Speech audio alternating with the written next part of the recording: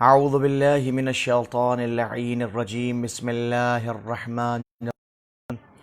وبہ نستعین وصلی اللہ علی محمد وآل بیتہ الطاہرین اللہم صلی علی محمد وآل محمد وعجل فرجہم۔ ناظرین محترم، السلام علیکم ورحمۃ اللہ تعالی وبرکاتہ۔ آج میں سب سے پہلے آپ تمام ناظرین کی خدمت اقدس میں اپنے دوسرے امام مولا امام حسن مجتبیٰ علیہ السلام کی شب ولادت میں مولا کی ولادت کی مبارکباد آپ تمام حضرات کو اور تمام علماء اور خصوصاً زمانے کی حجت حضرت عجل اللہ تعالی فرجہ الشریف کی خدمت اقدس میں پیش کرتا ہوں، اور یہ دعا کرتا ہوں کہ پروردگار آپ کے وسیلے سے تمام عالم اسلام اور تمام عالم انسانیت کو اس مہلک بیماری سے محفوظ رکھے، اور مولا امام حسن علیہ السلام کی اس مبارک و مسعود خوشی میں تمام مومن و مومنات ان اعمال صالحہ کو قبول فرمائے انشاءاللہ سبحانہ و تبارک و تعالی۔ اور مولا حسن کی اس ولادت کی خوشی میں جو تمام عالم اسلام اس وقت محسوس کر رہے ہیں اور مولا حسن کی سیرت کرتے ہوئے اس منزل کے اوپر موجود ہیں، میں تمام لوگوں کو اس خصوصی مبارکباد کا مستحق سمجھتے ہوئے مبارکباد پیش کرتا ہوں۔ آئیے اس منزل کے اوپر میں آپ حضرات کی خدمت اقدس میں عرض کروں کہ گفتگو ہماری دعا کیوں، کب اور کیسے کے عنوان پر ہم دعا کب کریں۔ الحمدللہ متوجہ ہیں، آپ حضرات کے مسلسل میسج ہمارے لیے حوصلہ عطا کر رہے ہیں اور آپ لوگوں کی محبتیں ہمارے شامل حال ہیں۔ اللہ سبحانہ و تبارک و تعالی انشاءاللہ اس موضوع کو سمجھنے کی اور اس پر عمل کرنے کی ہم سب لوگوں کو توفیق مرحمت فرمائے۔ دعا کب، اس منزل میں نے عرض کیا تھا کہ دعا دو چیزوں میں کب کے حوالے سے تقسیم ہوگی انشاءاللہ، ایک زمانے کے اعتبار سے اور ایک مکان کے اعتبار سے۔ میں زمان کے اعتبار سے 4 منزلیں آپ حضرات کی خدمت اقدس میں پیش کر چکا ہوں۔ نیمہ شعبان، شب جمعہ 2، سحر کا وقت 3 اور ماہ مبارک رمضان 4۔ یہ 4 موقع زمانے کے اعتبار سے آپ حضرات کی خدمت اقدس میں پیش ہو چکے ہیں۔ آج 5واں مرحلہ زمانے کے اعتبار سے ہے، اور اس کا بھی مرحلہ یہی میں رکھنا چاہتا ہوں، اگرچہ مراحل اور بھی متعدد ہیں، لیکن میں یہ چاہتا ہوں کہ اس اقدس میں ایک ایسا وقت بتایا جائے کہ جو معصومین علیہ السلام نے دعا کی قبولیت کے اعتبار سے تو بیان ہی فرمایا ہے، لیکن ہم لوگوں کو زیادہ سے زیادہ استفادے کا موقع مل سکے، ہم زیادہ سے زیادہ اس وقت سے فائدہ اٹھا سکیں، تبھی ہم اس منزل کے اوپر اپنے حق میں سمجھیں گے کہ دعا کب ہونی چاہیے۔ وہ مرحلے بظاہر الگ الگ روایتوں میں آئے ہیں، لیکن میں 2 مرحلوں کو آج آپ حضرات کی خدمت میں جلدی عرض کرنے کی کوشش کروں گا۔ ایک مرحلہ ہے جس وقت اذان ہو رہی ہو، تو اذان کے وقت آپ جو دعا کریں گے وہ دعا بارگاہ خداوندی ہے، بہت جلدی قبول ہوتی ہے۔ محسوس کیجئے، جو دعا بھی اذان کے وقت ہوتی ہے وہ دعا بارگاہ خداوندی میں بہت جلدی قبول ہوتی ہے۔ حضور سرور کائنات حضرت محمد مصطفیٰ صلی اللہ علیہ وآلہ وسلم کا ارشاد گرامی ہے، فرماتے ہیں اذا اذن بالاذان، جب مؤذن جب وہ اذان کے لیے پکارتا ہے مومنین کو، جس وقت وہ طلب کرتا ہے مومنین کو کہ آئیے نماز پڑھیں، فتحت ابواب السماء، تو آسمان کے دروازے کھول دیے جاتے ہیں، واستجیب الدعاء، اور اس وقت دعائیں قبول ہو جایا کرتی ہیں۔ یعنی اگر کوئی انسان یہ چاہتا ہے کہ ہماری دعائیں جلد از جلد بارگاہ خداوندی میں قبول ہوں، تو اسے چاہیے جیسے ہی اذان ہو رہی ہو فوراً اپنی بارگاہ خداوندی میں ہاتھوں کو ہماری دعاؤں قبول کرنے والا تو ہے، میرے معبود لطف و کرم کرنے والا تو ہے، ہماری دعاؤں کو قبول فرما۔ تو یہ آئیں گے جب بھی اذان ہو رہی ہو، ادھر اذان ختم ہو فوراً بارگاہ خداوندی میں ہاتھوں کو بلند کرنا چاہیے تاکہ اللہ ہماری دعاؤں کو قبول فرمائے۔ پھر میں حدیث عرض کروں، حضور سرور کائنات صلی اللہ علیہ وآلہ وسلم کی حدیث پاک فرماتے ہیں اذا کان عند الاذان، فتحت ابواب السما، آسمان کے دروازے کھول دیے جاتے ہیں، واستجیب الدعاء، دعائیں قبول ہوتی ہیں، واذا کان عند الاقامہ، اور اگر اقامت کا وقت ہو رہا ہو، انسان نماز کے لیے کھڑا ہو رہا ہو اور اقامت کہہ رہا ہو، لم ترد دعوہ، تو اس وقت اس کی کوئی دعا رد جاتی، جو دعا ہے بارگاہ خداوندی میں وہ دعائیں اللہ سبحانہ و تبارک و تعالی قبول فرماتا ہے۔ اذان، اقامت دماغ میں رکھیے گا۔ پھر حضور صلی اللہ علیہ وسلم کا ارشاد گرامی فرماتے ہیں اذا نادى المنادی، جس وقت ندا دینے والا اذان کے لیے ندا دیتا ہے، فتحت ابواب السما، آسمان دروازے کھول دیے جاتے ہیں، واستجیب الدعاء، دعائیں قبول ہوتی ہیں، ثم یقول، اور جب اذان ختم ہوتی تو پھر ایک مرتبہ یہ منزل آتی ہے کہ کہنے والا یہ کہتا ہے اللہم رب هذه الدعوت الصادقہ المستجابہ، پروردگار یہ تیری دعوت جس کو تو نے بلایا ہے نماز کے لیے، یہ سچی دعوت ہے، پروردگار یہ وہ ہے جو مستجاب دعوت ہے، جس وقت اگر ہم کوئی دعا کریں تو تیری بارگاہ میں قبول ہوتی ہے، المستجاب لہا، جس کے اوپر ہم نے لبیک کہا ہے، دعوت الحق و کلمت الحق، ایسی دعوت جو حق کی دعوت ہے، ایسی دعوت جو تقوی کی دعوت ہے، احینا علیہا، پروردگار اسی دعوت پہ ہمیں زندگی عنایت فرما، وامتنا علیہا، پروردگار ہم سب کو اسی دعوت کے اوپر اس دنیا سے آخرت کی طرف کوچ فرما، وابعثنا علیہا، پروردگار جب ہمیں مبعوث کرنا، اپنی بارگاہ میں اٹھانا تو اسی دعوت کے اوپر اٹھانا، واجعلنا من خیار اہلہا احیاء و امواتا، پروردگار زندہ رکھ تو اچھے لوگوں کے زمروں میں رکھ، تو اچھے لوگوں کے زمرے میں دے، ثم یسأل اللہ حاجتہ، ان تمام گفتگو کرنے کے فوراً بعد اذان ہو، فوراً ہاتھوں کو اٹھا کے اپنی بارگاہ خداوندی میں دعوت کرو، دعا کرو، اللہ تمہاری دعاؤں کو بہت جلدی قبول فرمائے گا۔ غور فرمایا، اذان کے وقت ظاہر ہے اگر ایک مسلمان بعنوان مسلمان دیکھتا ہے اور 5 نمازوں کو الگ الگ پڑھتا ہے تو 5 مرتبہ اذان آتی ہے، اگر 3 مرتبہ نماز پڑھ رہا ہے، 2 مرتبہ کو 2 مرتبہ جمع کر کے پڑھ رہا ہے تو 3 اذانیں تو ہوتی ہی ہیں، یعنی گویا 24 گھنٹے میں 3 مرتبہ آپ کے سامنے دعا قبولیت کا وقت آتا ہے۔ اب بھی اگر کسی کی دعا قبول نہ ہو تو معاف کیجئے گا، کمی اس کی ہے، وحدہ لا شریک، پروردگار کی کوئی کمی۔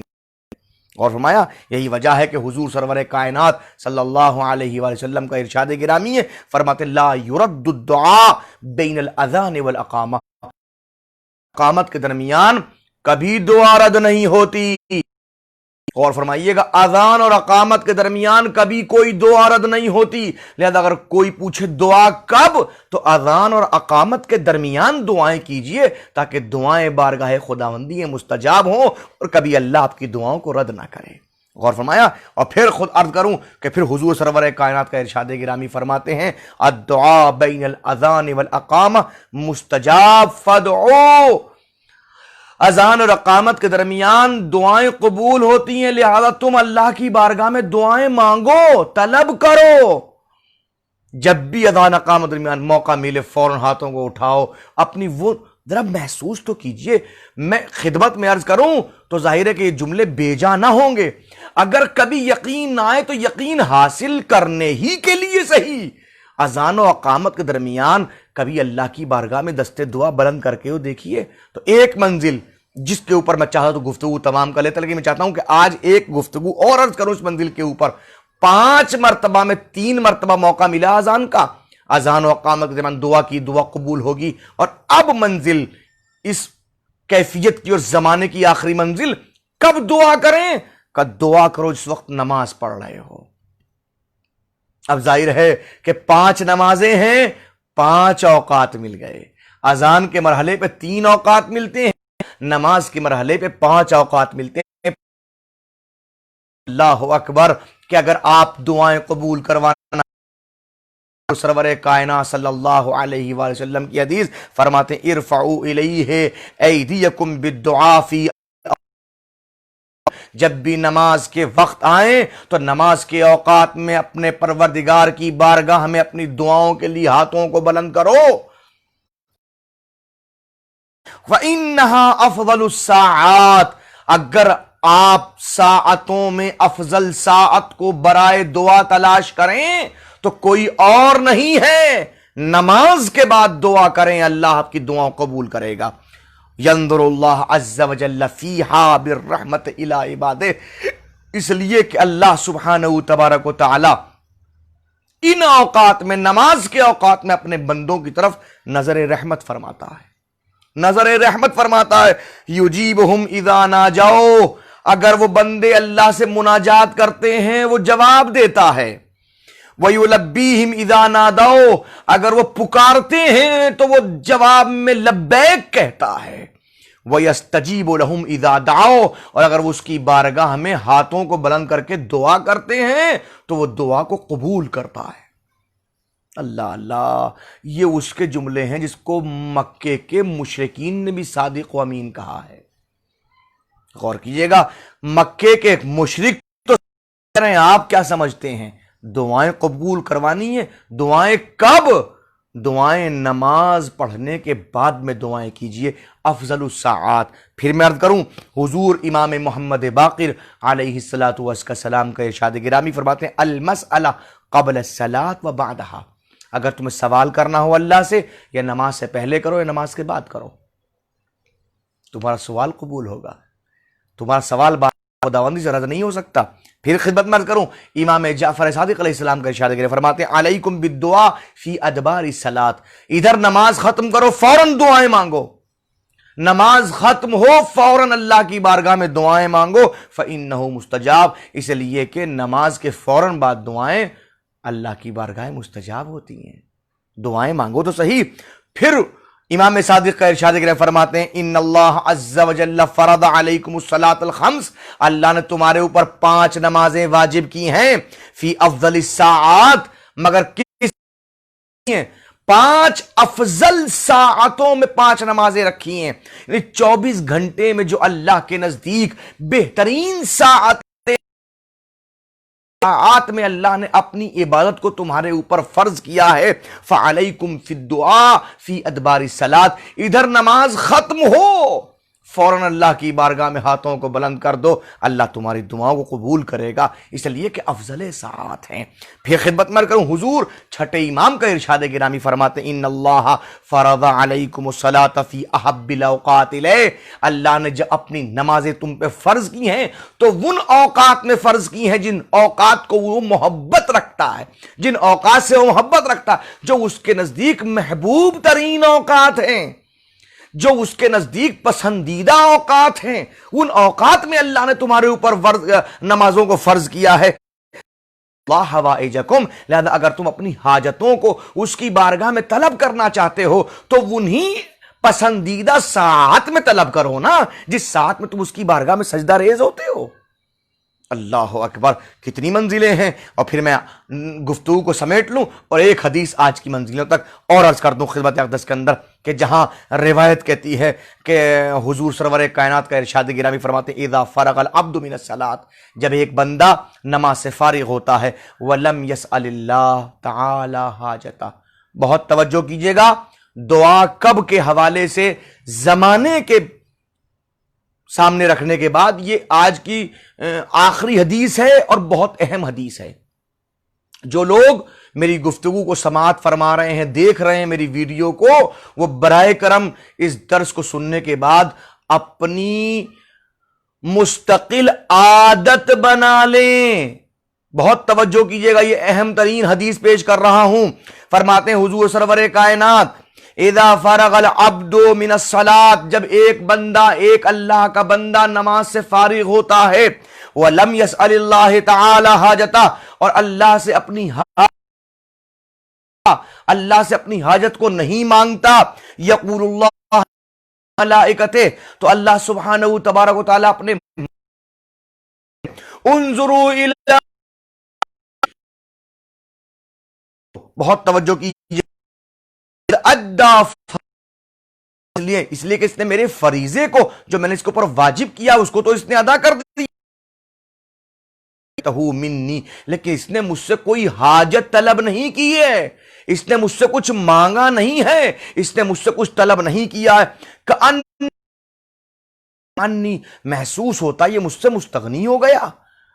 محسوس ہو رہا ہے، یہ لگ رہا ہے کہ جیسے اس کو میری ضرورت ہی نہیں ہے۔ اب جملے سنیے گا، خذوا صلاتہ فاضربوا بہا وجہا، اس کی نمازوں کو لو، اس کے منہ پہ مار دو، منہ پہ مار دو۔ یعنی اللہ کو وہ نماز ہی پسند نہیں ہے جہاں اس کا فریضہ ادا ہو لیکن اس کی بارگاہ میں ہاتھوں کو بلند نہ کیا جائے۔ اب پوچھئے دعا کب؟ نمازوں کو پڑھیے، اپنے فرائض کو ادا کیجئے، اپنے واجبات عمل کیجئے، ادھر واجبات مکمل ہوں فوراً دستے دعا، میرے معبود سب سے پہلے تیرا شکر کہ تو نے اپنے ان واجبات کو ادا کرنے کی ہمیں توفیق مرحمت فرمائی، اور پھر جتنی دعائیں کی بارگاہ میں کر سکتے ہوں دعائیں کیجئے، اللہ آپ کی دعاؤں کو کبھی رد نہیں کرے گا۔ یہ 5 اوقات اس منزل میں نے آپ کی خدمت اقدس کے اندر عرض کیے ہیں کہ 5 اوقات روزانہ انسان کو میسر ہوتے ہیں۔ اب بھی اگر کوئی کہے کہ ہماری دعائیں قبول نہیں ہوتی تو معاف کیجیے گا، کمی اس باری کی طرف سے کوئی کمی نہیں ہے۔ آئیے میں آخر میں ایک مرتبہ مزید آپ تمام حضرات کی خدمت اقدس میں، تمام مومنین کرام کی خدمت میں، تمام مسلمین اعظام کی خدمت میں، تمام علماء کرام کی خدمت میں ایک مرتبہ پھر اپنے دوسرے امام مصداق کوثر مولا امام حسن مجتبیٰ کی ولادت کی تہنیت اور تبریک پیش کرتا ہوں، اور تمام علماء اسلام کی خدمت میں، تمام مراجع کرام کی خدمت میں، خصوصاً اس منزل کے اوپر حضرت حجت اجل اللہ تعالی فرجہ شریف کی خدمت اقدس کے اندر جو ہمارے والی و وارث ہیں، ہمارے مولا واقع ہیں، مولا آپ کی خدمت اقدس میں بھی آپ کے جد بزرگوار کی ولادت کی مبارکباد پیش خدمت ہے، اور میں آپ لوگوں سے التجا کرتا ہوں کہ ہمارے پیج کو، آفیشلی پیج کو لائک کیجئے، اپنے تمام دوستوں میں، احباب میں، اور تمام رشتہ داروں کے اندر جہاں جہاں تک آپ کے دائرہ ہے اس دائرے تک آپ ہمارے پیج کو شیئر کیجئے، اور ان سے کہیے کہ وہ اس کو لائک کریں، فالو کریں، اور وقت معینہ کے اوپر صبحوں میں ٹھیک 11 بجے اہمیت قرآن اور ماہ رمضان کے موضوع پر، اور رات میں ٹھیک 10 بجے دعا کیوں، کب اور کیسے کے عنوان پہ گفتگو جاری ہے۔ آپ لوگ تشریف لے کے آئیں، خود بھی مستفید ہوں اور دوسروں کو مستفید ہونے کا موقع فراہم فرمائیں۔ وآخر دعوانا ان الحمد للہ رب العالمین۔